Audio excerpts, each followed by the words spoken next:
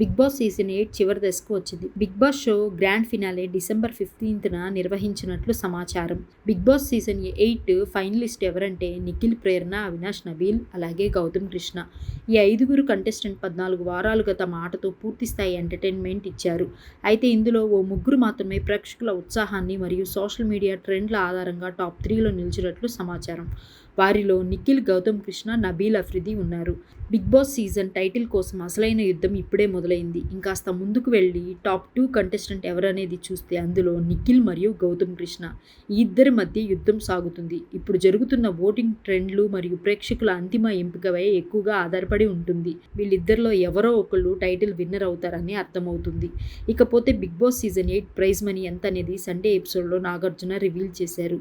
ప్రస్తుతం 54,30,000 prize money ఉందని చెప్పాడు.